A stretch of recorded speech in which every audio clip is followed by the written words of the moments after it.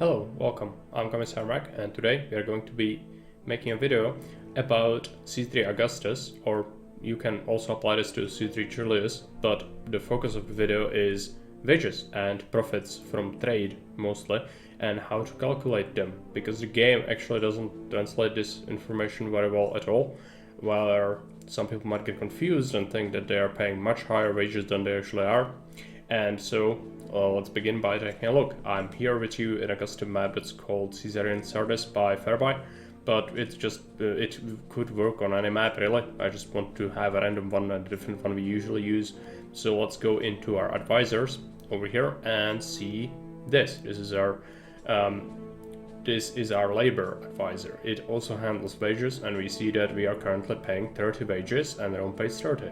This could rise or lower depending on map's events, but what some people might interpret is that a single worker will get paid this amount of money per year. Well, that's actually not correct.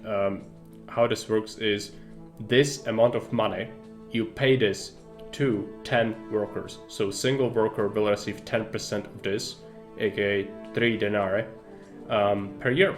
And so it's much lower than you might think. And so if you lower this, it could impact your profitability of your trade and such. I'll have to highlight how this works in practice.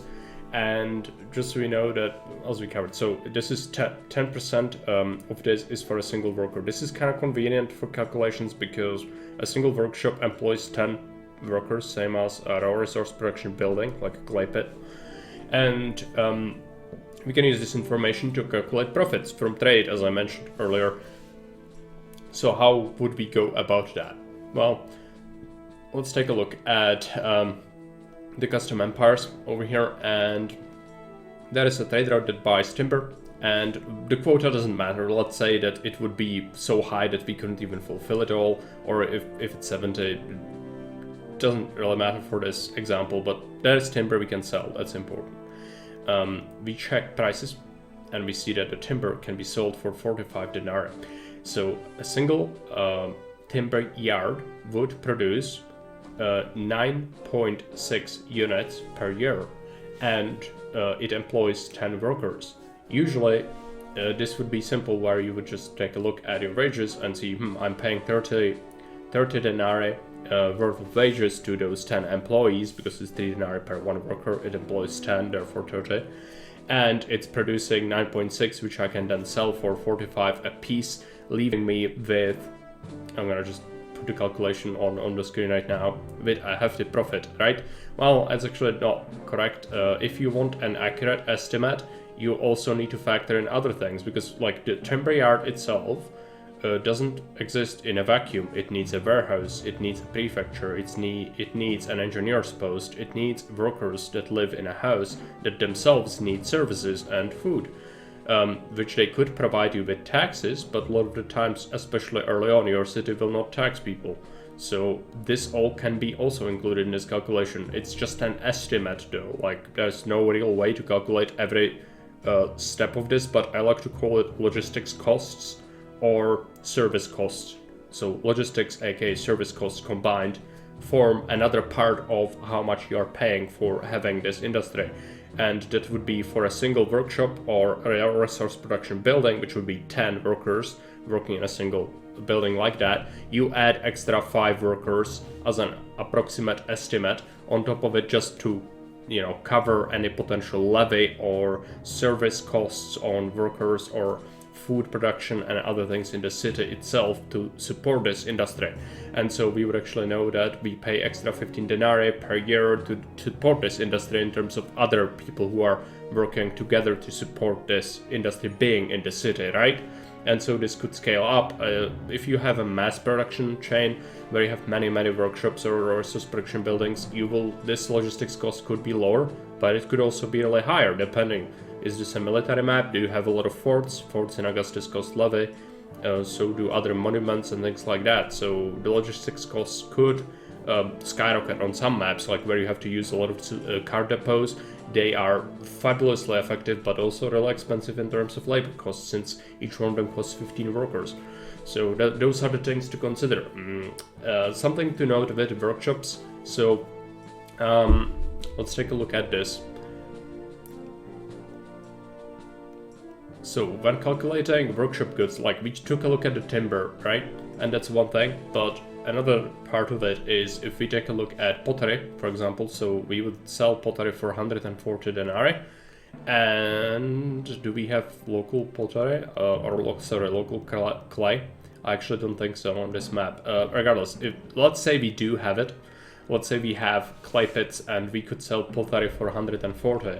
How we would factor that in is basically one clay pit supports 2 workshops.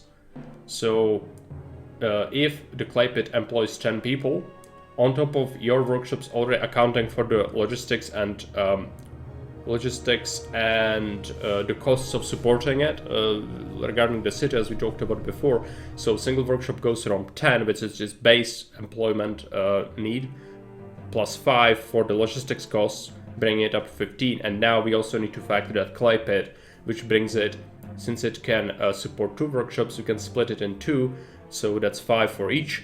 Therefore, it goes up to 20 workers approximately you are paying in your city to keep the industry going, right? And so you certainly pay extra money per year. But how you would calculate the profits off of that is 4.8 units of goods can be produced from a single workshop. And so you would see the cost, or the selling price, so how much you get for it, 140, multiplied by 4.8. And you get an approximation of your income, and then you subtract all the things that you are paying for. Namely, we are talking about 20 workers worth of wages, which is 60 denarii, and so that leaves us with a considerable profit. You could also do this if you have a map where you import clay and you need to see who sells me clay. Is there a trader that sells it? Yes, there's Ephesus that sells clay. We take a look how much they require for imports of clay, and this is a map where clay is really expensive, and so we would have to pay 80 denarii for a unit, 90 denarii for a unit of clay, and then we would sell pottery, leaving us with 50 potential profits without factoring in wages. But we know that 20 workers worth of wages would be required, but then again, we don't have the clay pit to worry about because we import the clay. So we slash that to 15 again, 10 for the workshop itself and 5 for logistics costs. And then we would import the clay, leaving us with, that would be 45 denarii worth of wages for that one workshop. Plus it would also require imports of 4.8 units of clay at 90 denarii per piece. And then when we factor all that in together, we would then see, when we are able to sell the 4.8 pottery produced, how much would be left for us to profit off of. And you see that it might not be so great if the costs are different like on custom maps. But economy of scale is important. If you can export ludicrous amounts of this, if the quota is high enough, it can work, because if you scale up, having 20, 30, 40, 50 workshops doing that could amount to a significant amount. If it's just like a 20 quota though, it's probably not worth doing. So, depends. Also, another cost or like benefit of industries like this is actually providing jobs, so that you don't suffer from penalties of sentiment in Augustus, where people are very unhappy with unemployment, and so you want to keep them happy by providing them jobs. And if the jobs are profitable, then great, because it's not a spam where you just put something in the corner, but it's actually making you at least some money, and that's always good, while you mainly benefit from being able to tax them later, right? So that's the other part of it which we didn't factor in at all, because taxes are a thing of its own. But yeah, if we were to focus on a city that mainly profits off of trade, or it's in its early stages of development where trade is amounting for most of its actual income, this would be how you calculate these things. Let me know if you have any questions. This is a very short video. I hope it explains these things properly, as again, many people are confused about how wages work, and it's not actually said anywhere. So like, you could calculate it yourself, but if you don't do that math, you are just assuming that this number is for single worker, which actually isn't correct. So again, let me know about any potential questions. Thank you for watching, and see you around. Bye.